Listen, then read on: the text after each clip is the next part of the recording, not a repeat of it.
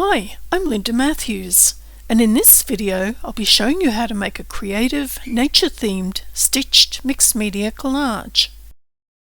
The backing for the collage is made using a printable junk journal page that has been printed onto cardstock.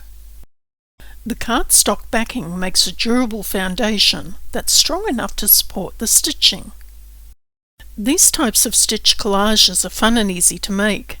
Once finished, they can be framed or even inserted as a page in your junk journal. To get started, you first need to print out a backing page onto cardstock. You can use any type of printable page for the backing, and if you don't already have one, you can find a link to download this free printable page in the description below. You'll also need 3 small thin sticks about 3.5 inches long, 1 small stick about 2 inches long, some fabric scraps, a hand embroidery needle and thread, and a craft strength glue stick or fabric glue. Before you start stitching, lay out all the pieces so you know how everything goes together. The 3 large sticks will be sewn on last on top of the fabric strip. The fabric strip is about 1 inch wide and about the same length as the backing page. It wraps around and folds over the small stick at the top. At the top, underneath the strip, are several small square scraps of fabric. For the background, I've used a large piece of sheer fabric, about 4 inches wide by 6 inches high, with a slightly smaller piece of solid fabric on top. First, place the background fabric pieces on top of the cardstock backing and glue them in place. The easiest way to keep the fabric in position while you're stitching is to glue the pieces onto the backing page using a strong craft glue stick or fabric glue.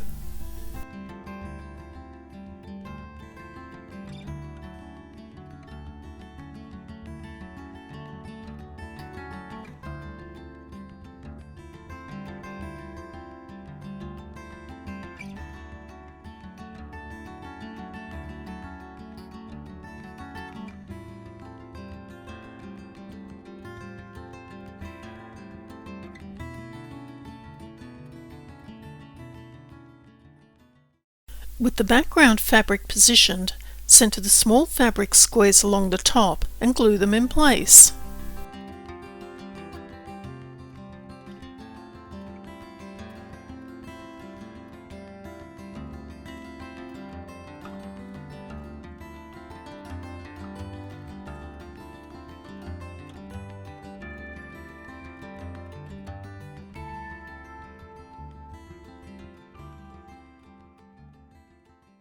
Fold the top of the fabric strip over the small stick by about 1 inch, then stitch 2 or 3 rows across the folded section using a running stitch.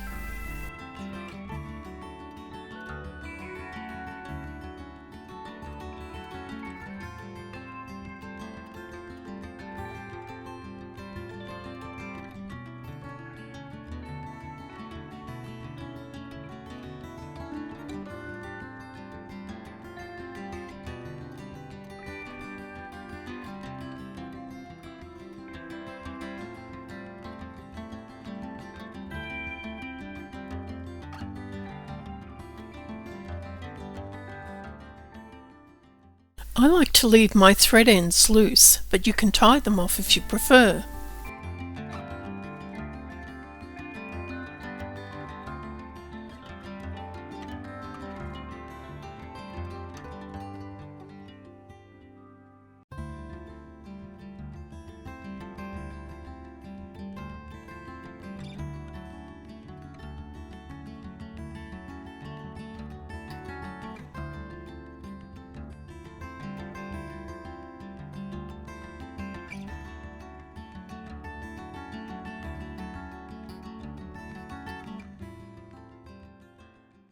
Once you've sewn the top section, sew 3 rows of running stitch down the length of the fabric strip.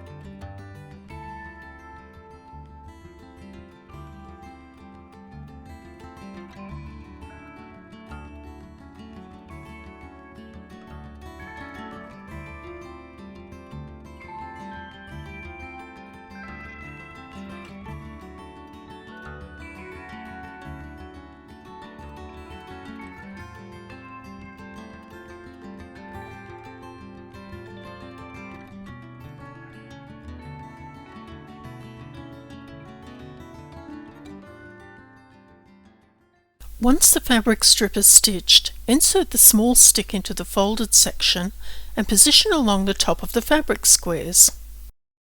The fabric strip will be held in position by sewing the stick to the backing page using a few stitches at both ends.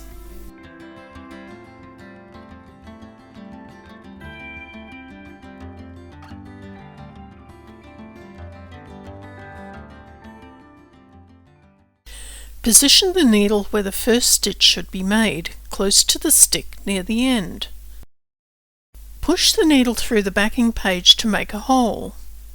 Then turn the card over, and on the back you should be able to easily see the hole so you know where your stitch will be made.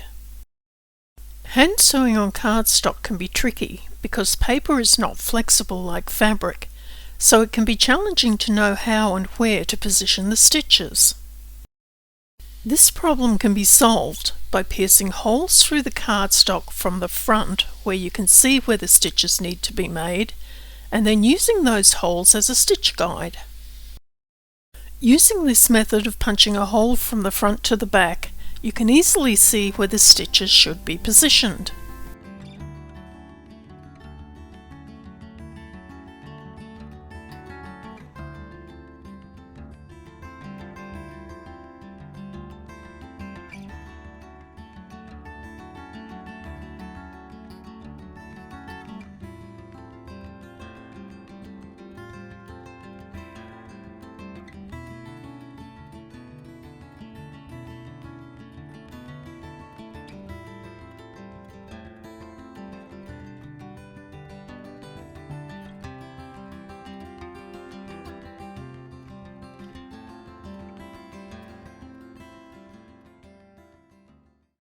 Once the fabric strip is stitched in place at the top, position the 3 large sticks down the length of the fabric strip.